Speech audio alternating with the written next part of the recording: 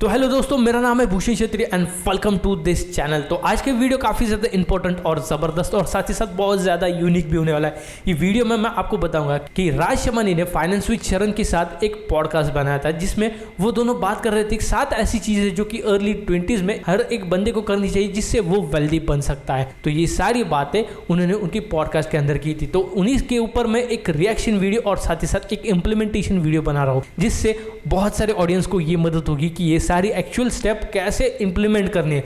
तो अगर समझो आपने अभी तक वो पॉडकास्ट नहीं देखा तो उसकी लिंक आपको नीचे डिस्क्रिप्शन बॉक्स में मिल जाएगी, वो चेकआउट जरूर करना। फिर उसके बाद ये वीडियो के ऊपर आओ, जिससे आपको ये समझ में आएगी कि वो सारे स्टेप्स को आपको कैसे एक्चुअल में इंप्लीमेंट करना है। तो अभी विदाउट टाइम वेस्ट किए ये वीडियो स्टार्ट करते हैं और सबसे पहले ये देखते हैं कि दोनों पहली बात क्या कर रहे हैं। 7 things every 20-year-old should keep in mind when it comes to money. Number one thing which I feel is how to make money through Wi-Fi. I feel 90% of the people who are watching this have Wi-Fi. And if they have Wi-Fi, they should know not only how to consume content on it, they should know how to make money out of it. Because that's the most that's the easiest way to make money, A. And B, forget easiest, that's the most necessary way to make money in today's world, because the amount of compounding which you can get through Wi-Fi, it's incredible. Scale is easy, compounding is easy. If you learn how to make money through Wi-Fi, you will be learning how to make money through your personality. So in a perfectly competitive world where everything is competition, you don't have cost leadership, you can't command more margins, but you can if you learn how to make money through Wi-Fi. Okay, so अभी हमारा पहला point है how to make money using internet. तो अभी internet एक ऐसा tool है जो कि आपके पास भी है और डेफिनेटली आप अभी यूज भी कर रहे हो। तो अभी इसे आप कैसे लेवरेज कर सकते हो, लेवरेजिंग करना काफी बड़ी स्किल होती है। और अगर समझो आप इसे अच्छे से यूज करते हो तो बहुत ज्यादा स्केलेबल आप बिजनेस बना सकते हो। साथ ही साथ इसकी कंपाउंडिंग बहुत एक्सपोनेंशियली होती है। तो अभी इन्होंने बोला कि आपको कंटेंट क्रिएट करना है, आप यहाँ पे कंटेंट क्रिएट कर सकते हो, जैसे मैं कंटेंट क्रिएट कर रहा हूँ, जैसे फाइनेंस विद शरण कर रहा है, और साथ ही साथ जैसे राज शमानी कर रहा है। हम लोग कंटेंट क्रिएट कर रहे हैं और पर्सनल ब्रांडिंग बनाने की कोशिश कर रहे हैं। तो उन्होंने पर्सनल ब्रांडिंग एक्चुअली में बना चुकी है, इस वजह से आप उनकी वीडियो देखते हो। और साथ ही साथ राज शमानी ने और फाइनेंस विद शरण ने काफ़ी बड़े बड़े बिजनेस पर्सनल ब्रांडिंग के ऊपर स्टैंड आउट किए। और साथ ही साथ इसका और एक एग्जांपल दूँ तो टेक बर्नर, उन्होंने पर्सनल ब्रांडिंग के ऊपर ऐसा बिजनेस लॉन्च किया जो कि जिसे कंपटीशन तो है, लेकिन वो अपनी मन मर्जी के प्राइस दे के बहुत सारे कस्टमर्स तक पहुंच सकते हैं। तो ये पावर होती है पर्सनल ब्रांडिंग की और साथ ही साथ कंटेंट क्रिएशन की। अगर समझो आपके पास वाईफाई है तो मैं आपको बोलूंगा आप अपने इंटरेस्ट के अंदर एक कंटेंट क्रिएट करना स्टार्ट करो। उन्होंने बोला कि ये कंटेंट क्रिएट करना ईजी है, लेकिन कंटेंट क्रिएट करना ईजी नहीं है। कंटेंट क्रिएट करना मैन्युफैक्चरिंग और दूसरे सर्विस बिजनेस से कंपैरेटिवली ईजी है, लेकिन कंटेंट क्रिएट करना अपने आप में एक स्किल है और उसको आप मास्टर करने के लिए थोड़ा टाइम दो। और साथ ही साथ आप अपने इंटरेस्ट के अंदर कंटेंट क्रिएट करो, जिससे आपको मजा भी आएगा और आप डेफिनेटली इसे स्केल कर सकते हो। तो राज शमानी ने पहला पॉइंट काफी जबरदस्त बोला, everyone should know how to make money out of their wifi और इंटरनेट। तो अभी चलते हैं सेकंड पॉइंट की तरफ, जो कि शरण ने बोला। When I asked this question on Twitter, how much money do you think to retire? Less than 5% of the people said less than 10 crores. Right? That is because when we think of how much money you need to retire, most of them think of it like a big pile of cash kept under the bed. Right? We're not thinking about, okay, this money that you have saved is constantly working for you to make you last your entire retirement. Right? So for most people, let's assume, even if you spend like 30 lakhs a year, which is a very comfortable lifestyle, no matter where you're living in India, you don't need more than $1 million. Around 6-7 crores is what you need. But most people think, give me like 20 crores, 30 crores number. That is because they're instantly thinking that 20 crores is going to remain as 20 crores till you die. That's the biggest. Okay, so अभी इन्होंने third point काफी ज्यादा interesting लिया कि हमें जितना पैसा हमें लगता है कि रिटायरमेंट के लिए चाहिए, उतना हमें एक्चुअल में नीड नहीं। तो बहुत सारे लोग ये 200-300 करोड़ का टारगेट लेके चलते हैं कि मेरे पास अगर 300-400 करोड़ आ गए तो मैं हैप्पीली रिटायर हो जाऊंगा, लेकिन जब तक मेरे पास पैसे नहीं आते तब तक मैं काम करते रहूँगा। तो ये बिल्कुल भी गलत अप्रोच है। अगर समझो आपको वेल्दी बनना है तो आपको इतना बड़ा फिगर लेके नहीं चलना है, आपको इतना एक्चुअल में चाहिए भी नहीं। तो जैसे कि फाइनेंस विद शरण ने बोला, तो अगर समझो आप 1 मिलियन लेके चलते हो, 7-8 करोड़ रुपए, तो भी आप अच्छी सी लाइफ सस्टेन कर सकते हो। आपको बस फिलहाल में फाइनेंशियली इंडिपेंडेंट कैसे होना है इसके ऊपर फोकस करना है और उसके लिए स्किल्स एक्वायर करनी है और आपको बिजनेस स्टार्ट करना है। और फिर इसके बाद आप जब फाइनेंशियली फ्री हो जाओगे तब आपको और भी एसेट बिल्डिंग के ऊपर फोकस करना, और जब एसेट बिल्डिंग हो जाएगी फिर इसके बाद आप ये देख सकते हो कि आपको अभी 200, 300, 400, 500, 1000, 2000 करोड़ बनाने, लेकिन आपको सबसे पहले पहला गोल होना चाहिए कि आपको फाइनेंशियली फ्री होना है। तो अगर समझो आप इस तरह से चलते हो तो आप ये सारी बातें कर सकते हो। तो अभी इसके ऊपर और भी डेप्थ में हम आगे बात करेंगे, लेकिन अभी ये देखते हैं कि उन्होंने नेक्स्ट पॉइंट क्या बोला था। So number 3, money is time, not the price. Okay. So Okay. spend money like time, not spend like you're paying a price. Okay. For example, let's say you want to buy a car. So when you're buying a car, think of it like this is 3 years of my time. Because most of us don't realize that money is something that we invented. It doesn't really exist. And Exactly. how has it been defined? Money is the reflection of the value of our time. It's as simple as that. We're just exchanging our time with each other, Yep. and it's represented as money. Yep. That's it. And that's it. That's thing. And I feel if people start thinking of that sort, Yeah. they'll make smarter decisions in their life because they know किस चीज में सबसे ज्यादा time लगा था, कौन सी चीज वापस नहीं करनी है और कौन सी चीज वापस करनी है और किस चीज को which is even worth it. Right. Because let's say if you are buying a car which is 5 years worth of your time, but the charm of that car is only going to be for 1 year, you're making a stupid decision. Right. True. Right. So if your charm of your car is only 1 year, spend it like only like 6 months of your time, so that at least you're having double the fun of the amount of time you've invested. So this is how I spend my money on. So I think of money as time. तो अभी इन्होंने next point काफी ज्यादा interesting लिया, money is time not the price. इसका मतलब मेरे लिए काफी ज्यादा सिंपल है। तो अगर समझो मैं आपके साथ यहाँ पे बैठ के बात कर रहा हूँ, यहाँ पे बैठ के वीडियो बना रहा हूँ, तो ये मुझे 30 मिनट्स कितने ज्यादा वैल्यूबल है। अगर समझो मैं यहाँ पे ये वीडियो निकाल के एडिट करके पोस्ट कर देता हूँ, मुझे इसके लिए कुछ 1 या 2 घंटे लगते हैं, लेकिन ये 1 या 2 घंटे का काम मुझे आने वाले कितने सालों तक पैसे देती रहेगा। लेकिन अगर समझो यही मैंने 1 या 2 घंटे का काम किसी कंपनी में जॉब किया, तो क्या मुझे इतना ज्यादा रेवेन्यू जनरेट होगा? नहीं होगा। तो मेरी टाइम की वैल्यू यहाँ पे ज्यादा है और मेरी जॉब के अंदर मेरी टाइम की वैल्यू कम है। तो इस हिसाब से मैं मेरे टाइम को डिफाइन करता हूँ और मेरे सारे काम इसी हिसाब से करता हूँ। और मैं चाहूंगा कि आप भी अपने टाइम को डिफाइन कर लो कि आपका टाइम कहाँ पे ज्यादा इन्वेस्ट होना चाहिए, आपकी टाइम की वैल्यू और साथ ही साथ वर्थ कहाँ पे ज्यादा है, उस हिसाब से आप अपना काम करो। अगर समझो आपने ऐसा किया तो आप हमेशा परफेक्ट डिसीजन ले सकते हो और ज़्यादा पैसे कमा सकते हो। तो अगर समझो आपको इस पॉइंट को लेके कुछ दूसरा व्यू है तो मुझे कमेंट सेक्शन में ज़रूर बताना, हम उसके ऊपर ज़रूर डिस्कशन करेंगे।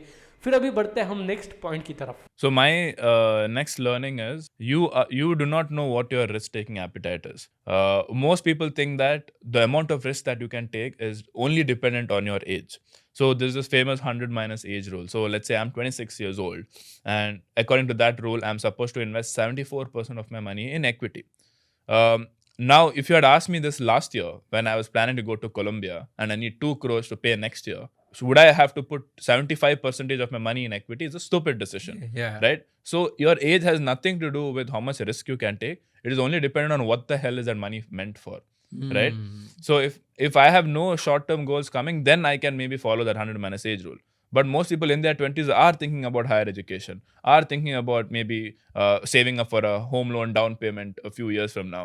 So you cannot take, you cannot put 70% or 80% of your money in equity. It's all dependent on the financial goals that you have, not the age that you have or the kind of person that you think you are. सो अभी हमारा next point है know your risk appetite, जो कि शरण ने बोला। तो बहुत सारे लोग यहाँ पे एक ही बात समझते हैं, जैसे ही अर्ली 20s में उनकी जॉब लग जाती है, उनके पास कुछ इनकम आ जाती है और अपने 100 माइनस एज रूल के हिसाब से चले तो अभी हमें 73% से लेकर 70% तक हमें स्टॉक मार्केट के अंदर इन्वेस्ट करना है, मतलब हमें इक्विटी मार्केट के अंदर इन्वेस्ट करना है। लेकिन ये काफ़ी ज़्यादा इम्पॉसिबल हो जाता है क्योंकि हमारे पास पैसे ही नहीं बचते, क्योंकि हमारे पैसे हमें घर पे देने पड़ते हैं, हमारे एक्सपेंस करने पड़ते हैं और साथ ही साथ हमें अभी हायर एजुकेशन चाहिए या फिर होम लोन लेना है या फिर कार लेनी है, बाइक लेनी है, बहुत सारी चीज़ें होती है।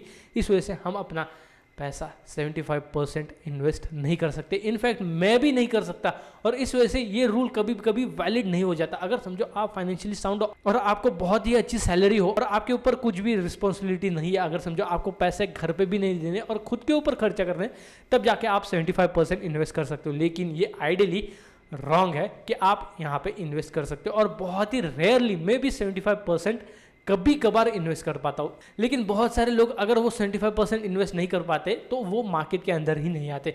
एक तो मार्केट के अंदर आते तो गैम्बलिंग करना लग जाते, तो आपको ये सब कुछ नहीं करना। और इसके ऊपर मेरा और एक टेक है, तो मैं मेरी इन्वेस्टमेंट जैसे ही मैं 20s का हूँ तब से कर रहा हूँ और उसके लिए मैं एक रूल फॉलो करता है, 75% वाला नहीं। मेरा एक अलग रूल है 50-30-20। 50% नीड्स के लिए, 30% वांट्स के लिए और 20% प्योरली इन्वेस्टमेंट। और इन्वेस्टमेंट के लिए जो भी पैसा आएगा वो मैं खुद के लिए पहले पे करूँगा। अगर समझो मेरे पास किसी बिजनेस से पैसा आता है तो उसके लिए मैं 20% खुद के लिए रखता हूँ। फिर उसके बाद अगर समझो मुझे कहीं से सैलरी आ रही है तो मैं मेरे 20% पहले निकाल लूँगा और फिर उसके बाद 50 और 30 स्प्लिट होगा। लेकिन जो भी पैसा आएगा वो खुद के लिए होगा, उसका मैं 20% यूज़ करूँगा अपनी इन्वेस्टमेंट के लिए। अगर समझो आपको उसके ऊपर डिटेल में वीडियो चाहिए तो वो आपको आई बटन के ऊपर और साथ ही साथ नीचे डिस्क्रिप्शन बॉक्स में मिल जाएगा, ज़रूर जाके चेकआउट करना। तो अभी बढ़ते हैं अपने नेक्स्ट पॉइंट के ऊपर। In your 20s specifically, focus on making more money rather than cutting costs. Because when you're in your 20s, you don't have major spends in your life. So the major spends which are going to drastically affect your financial life, and if you cut costs there, it makes sense. Let's say buying the fancy house, paying for your kids' future, paying for your let's say the lavish wedding, or going for a fancy vacation, or like buying a fancy car, right? These are the things. If you cut cost here, it's going to have a significant impact on your in your financial life, right? But in your 20s, what do you have? Like going out is the going biggest out is like expense. that's it. Like what? Like you just go out, party, Right. and eat, and that's it. So instead of just thinking like, how can I not party? How can I not eat? How can I not experience more? How can I not go out and meet more people? Think about how can I make more. Basically, I would put it in this way: choose the expense that you want to be lavish about. So, for example, what people say is, don't get a coffee from Starbucks or don't go out to lavish restaurants, eat inside. But I would switch it a little differently. I would say, if you want to do that, if that is important to you, you can do it. It's okay. But you need to cut down on something else. For me, that is not buying a lavish 50 lakh, 60 lakh car, right? Maybe be happy with the 15 to 20 lakh car. And that remaining 40 lakhs, I'll use it for, going out to Starbucks and going to lavish restaurants. Or another area where I would cut down is my marriage expense. Let's say instead of inviting 1,000 people, half of them who I don't even know, just call 100 people and then save that 50 lakhs. And then maybe go on 4 or 5 international vacations, right? Exactly. So choose your expense When instead of cutting down everywhere. Income generation is going to contribute more to your wealth than you trying to, cut cost. So focus on how can you find out more ways, how can you upgrade your skills, how can you use Wi-Fi to make more money, how can you use like passive income, compounding, like a couple of other things. So focus on making more money. That's 100% thing. Right. Like Log, here's a very contrary opinion. Instead of learning the art of budgeting, learn the art of making more money, at least in your 20s. You need budgeting and everything post that, like once you have enough money. Right now you don't have enough money. Like focus more on, so you only have limited time. Let's say you have 4 hours a day. In 4 hours a day, if you're just thinking about how can I save more, how can I save more, how can I save more, versus how can I make more, how can I make more, how can I make more. And that's what you need to change. So अभी हमारा next point है money making versus cost cutting. तो अभी बहुत सारे लोग जैसे ही job लग जाती है वो ऐसा सोचते हैं कि हाँ बस अभी मेरी जॉब लग गई, मेरे पास इतना पैसा आएगा, इतने पैसे में मेरे सारे एक्सपेंस करने हैं, मेरे सारे ड्रीम्स कंप्लीट करने हैं, मुझे बाहर घूमने जाना है, मुझे बाइक भी लेनी है, बहुत सारी चीज़ें होती है। तो अभी आपको ऐसा नहीं करना है। तो अभी आपको आपकी सपने कंप्लीट करने के लिए पैसे नहीं बचाने हैं, पैसे बढ़ाने हैं। तो अभी पैसे कैसे बढ़ाने, आपको और भी ज़्यादा काम करना है, और भी ज़्यादा स्किल्स एक्वायर करनी है। स्किल्स एक्वायर करके आपको और भी ज़्यादा बिजनेस सेटअप करने। तो अगर समझो आप 9 to 5 जॉब करते हो तो आपको 5 बजे के बाद ऐसा क्या करना है जिससे आप पैसे बना सकते हो। तो अगर समझो मैं आपको मेरा एग्जांपल, तो मैं बहुत सारे काम करता हूँ। मेरा एक बिजनेस है पीनट बटर का, साथ ही साथ मैं जॉब करता हूँ, साथ ही साथ मेरा ई-कॉमर्स बिजनेस है, साथ ही साथ मैं वीडियो एडिटिंग लोगों को पढ़ाता हूँ। तो मैं बहुत सारे काम करता हूँ और लास्टली मैं कंटेंट क्रिएट करता हूँ। इन सारे चीज़ों से मुझे पैसे आते हैं और जैसे ही मुझे पैसे आते हैं फिर इन पैसे से मैं कुछ इन्वेस्टमेंट करता हूँ और जो भी कुछ बच जाता है उससे मैं मेरे सारे फाइनेंशियल प्लान करता हूँ। मुझे कार लेनी है तो मैं उन सारे पैसे से लूँगा, लेकिन मैं कॉस्ट कटिंग नहीं करता। तो अगर समझो आपको कॉस्ट कटिंग करने की आदत लगी है तो आप ये आदत छोड़ दो और फिर मनी मेकिंग के ऊपर फोकस करो। और यही टाइम है जहां पे आपको इंटरनेट का एक्सेस है और आप इंटरनेट से बहुत ज़्यादा पैसे भी कमा सकते हो। तो आई होप आपको ये समझ में आ चुका है। तो अभी हम बढ़ते हैं नेक्स्ट पॉइंट की तरफ। Yeah, so my next point is when you're young, at least before you're 30, focus on investing in liquid asset classes. What most people make the mistake is in their late 20s, let's say after 4 to 5 years of working, now they're about to get married, 27, 28, 29. They immediately go and, buy this huge house on a house loan. Now that is 90% of your money tied up in an illiquid asset class, right? So I would say do not go for illiquid asset class until you have enough liquid asset classes to sustain the returns from which can sustain your lifestyle, right? So I would focus more on the liquid asset class building first, Yeah. and then go towards illiquid asset class. It's a very contrary one, right? In your Yeah, 20s, it people is. say that, hey, focus on long term, focus on illiquid, you can Yeah. afford it, you can do that. And you say the contrary. Yeah, that's And because I strongly believe that, and I'll tell you what. Most people think that you need to own something to enjoy it, right? I don't need to own a car to enjoy it. I can just rent it. I can get it on Zoom. I don't need to own a house to enjoy it.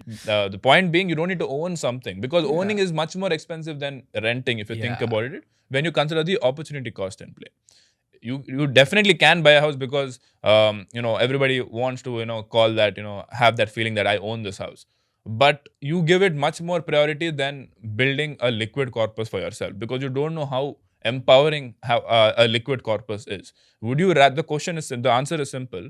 Would you rather have 5 crores in a house, live in a 5 crore house, or would you have 5 crore cash invested somewhere, right? 5 crore cash can give you 40 to 50 lakhs income every year. A 5 crore house is a 5 crore house, right? You still have to work for a living. Plus, you have to spend on your house. You have to spend on it. So I would choose this. I mean, people might have different answers, but I would urge people to consider this, because this is much more empowering. तो अभी यहाँ पे शरण ने काफी बढ़िया बात बोली कि हमें कभी भी 30s तक लिक्विड एसेट में इन्वेस्ट करना चाहिए, हमें कभी भी इलिक्विड एसेट में इन्वेस्ट नहीं करना चाहिए। इलिक्विड एसेट मतलब घर, और लिक्विड एसेट मतलब इक्विटी मार्केट। तो अगर समझो आपका पैसा इक्विटी मार्केट में, तो आप वहां से कभी भी विड्रॉ कर सकते हो और आप दूसरी जगह पे इन्वेस्ट कर सकते हो या फिर कहीं पे यूज कर सकते हो।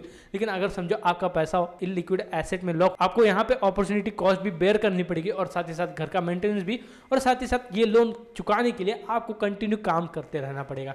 तो यहाँ पे आप काफ़ी ज़्यादा बाउंड हो जाते हैं और आपको फ्रीडम नहीं मिलती। इस वजह से कभी भी लिक्विड एसेट में इन्वेस्ट करो, जिससे आपको फ्रीडम होगी और आप आउट ऑफ द बॉक्स जाके सोच सकते हो और साथ ही साथ और भी ज़्यादा रेवेन्यू जनरेट कर सकते हो। तो अभी बढ़ते हैं हमारे नेक्स्ट पॉइंट की तरफ। Wealth is generated by ownership, not trading. Okay. Okay, so what I mean by this, anything which you own can help you create wealth, and anything where you trade your time and money won't be able to help you create wealth. Right. Okay. So when you trade your time over something, let's say we are trading time here, example, right? So we're investing our time, we're trading our time here. So based on this, agar is 1 घंटे में I'm getting paid, for example, to talk like this, and I'm getting paid, let's say 1 lakh rupees, Yeah. right? I'm trading my time to make money. That's good for income generation. Not for wealth generation. But for wealth generation, I need to own this IP and put it online and just let it be. Right. Because then probably today I'll make 10,000 out of this, but over a long period of time, I might end up making 5 lakhs out of this. Right? So everything you own helps you make your wealth. Okay अभी राज ने बहुत ही important point बोला है, और ध्यान से सुनो कि इसका मतलब क्या है। Wealth is generated by ownership, not by trading. तो अभी यहाँ पे नॉट बाय ट्रेडिंग का मतलब है आप जितना भी काम करते हो वहाँ पे आप अपना टाइम ट्रेड करते हो। तो अगर समझो आप अपना टाइम ट्रेड कर रहे हो, इन्वेस्ट कर रहे हो, तो वहाँ पे आप एक्चुअल में पैसा नहीं बना रहे हो, आप पैसा ओनरशिप से बनाते हो। तो अभी इसका बेस्ट एग्जांपल मैं आपको यूट्यूब वीडियो के साथ देता हूँ। तो अगर समझो मैं ये यूट्यूब वीडियो बना रहा हूँ, या फिर आपने ये देखा कि राज शमानी ने वीडियो बनाया, तो ये वीडियो बना के उसने पोस्ट कर दिया, उसकी ये इंटेलेक्चुअल प्रॉपर्टी हो गई, मतलब IP हो गई। तो अभी ये IP के ऊपर वो पैसा कमाते रहेगा 5 सालों के लिए, 10 सालों के लिए, जितने वक्त के लिए लोग उसको देखते रहेंगे। लेकिन अगर समझो उसने कहीं पे दूसरी तरफ जॉब किया होता 5-6 घंटों के लिए, और 5-6 घंटों के लिए उसे पैसे मिल गए रहते। अभी ये पैसे उसको मिल गए और कहीं पे खर्च हो जाते, और वो टेम्पररी है या फिर वैनिश हो जाएगी, उससे उसे वेल्थ क्रिएट नहीं होगी। लेकिन उसे वो IP से वेल्थ जनरेट होती रहेगी, और वो वेल्थ जनरेट होने से लेकिन उसे वो IP से पैसे आते रहेंगे और वो पैसे खुद ब खुद जनरेट होते रहेंगे। तो अभी उसने वहां पे एक ही बार काम किया, लेकिन यहाँ पे पैसे मल्टीपल टाइम्स आ रहे हैं। लेकिन किसी ने दूसरी तरफ जॉब किया, एक टाइम जॉब किया और एक टाइम पेमेंट लिया। तो अभी यहाँ पे आपको टाइम ट्रेड करने से बस पैसे मिलता है, वेल्थ जनरेट नहीं होती। वेल्थ आपको जनरेट होती है लॉन्ग टर्म में, IP से, ओनरशिप से। और वहाँ पे राज शमानी ने एक और एग्जांपल दिया कि बहुत सारे CEOs और बहुत सारे एम्प्लॉइज ESOP से और इक्विटी से कमाते हैं। तो वहाँ पे वो अपना टाइम ट्रेड करके सैलरी लेते हैं, लेकिन वेल्थ उनकी ई शॉप से बनती है और या फिर इक्विटी से बनती है। सो आई होप आपको ये बात काफ़ी ज़्यादा समझ में आ चुकी है, क्योंकि मैं अभी इससे एग्री करता हूँ और मैं भी इसी टर्म्स को लेके चलता हूँ अपनी लाइफ। तो ये वीडियो और पॉडकास्ट जिसको समझ में आ गया तो वो डेफिनेटली अपनी लाइफ में कुछ ना कुछ अच्छा कर ही लेगा, क्योंकि उसको पता है कि अपनी लाइफ कैसे मैनेज करनी है और कैसे अपने पैसे बढ़ाने और खुद ब खुद कैसे वेल्दी बनना है। तो अगर समझो आपको ऐसे और भी वीडियो चाहिए तो ये चैनल को सब्सक्राइब कर लो। तो ना और एक बात, तो अगर समझो आप अपने फिटनेस को लेके कॉन्शियस हो तो आपके लिए एक काफी बढ़िया प्रोडक्ट है जॉयसवर्थ पीनट बटर, जो कि काफी सारे फ्लेवर्स में आता है और बहुत ज्यादा डिलीशियस भी है। तो आपको फिटनेस के साथ फ्लेवर्स भी मिलते हैं। इसकी लिंक आपको नीचे डिस्क्रिप्शन में मिल जाएगी, जरूर जाके चेकआउट करना, बहुत ही वैल्यूएबल और डिलीशियस प्रोडक्ट होगा। सो अभी वापस बढ़ते हैं वीडियो की तरफ। तो अगर समझो आपको ये वीडियो के लेके और भी कुछ क्वेरीज है या फिर कुछ डिस्कशन है, नीचे कमेंट सेक्शन में जरूर करना, हम इसके ऊपर जरूर बातें करेंगे। और साथ ही साथ आपके पास और भी ऐसे कुछ रिएक्शन वीडियो है तो मुझे ज़रूर बताना, हम उसके ऊपर भी वीडियोस बनाएंगे। और साथ ही साथ इस चैनल के ऊपर ऐसे और भी ज़्यादा वीडियोस आएंगे जो कि आपको ज़रूर इंटरेस्टिंग लगेगी। इसके लिए सब्सक्राइब कर लो और साथ ही साथ बेल नोटिफिकेशन भी ऑन कर लो, जिससे आपको नेक्स्ट टाइम ज़रूर नोटिफिकेशन आ जाएगा। सो ना, थैंक यू फॉर वॉचिंग, मिलते हैं नेक्स्ट वीडियो में, पीस आउट।